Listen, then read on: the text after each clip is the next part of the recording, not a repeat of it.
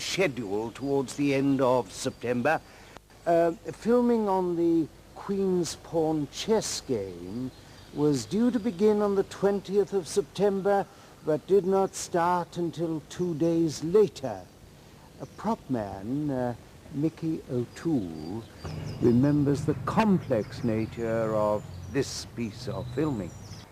But that checkmate, that had an enormous board. The construction guys had it all made up and painted and everything else, and they laid it all out and levelled it off, wedged it and put nails down here and there where they'd hold it.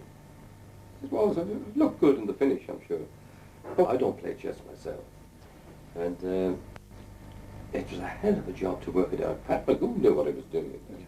But I've a funny feeling that Don Chaffee, who directed it, Don, I don't think, was really up to the chess at the time, I'm really certain, because there was a hell of a lot of rows about which moves, who's taking this move, and it seemed to be very boring at times, but Pat wanted it correct. And he got it eventually. He got the correct movements and everything else. It is interesting to note that to ensure the smooth running of this complicated sequence, second assistant director John O'Connor was centrally positioned as a pawn on the chessboard up there in the garden. The final week of the September 1966 location filming was concerned mainly with the episode called Dance of the Dead. Several changes were made to the original script, some of them caused by the fact that Mr. Trevor Howard, who was to have been the new number 2, was unavailable.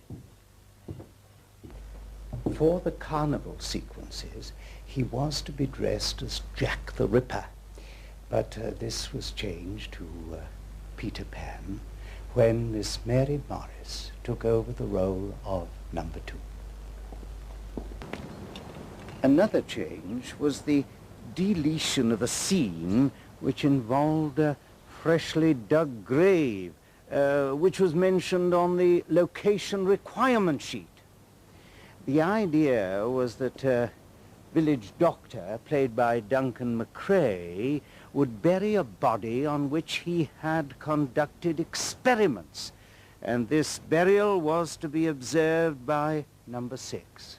Although still a ruthless doctor in the finished episode, the removal of this scene makes him less extreme than was originally intended.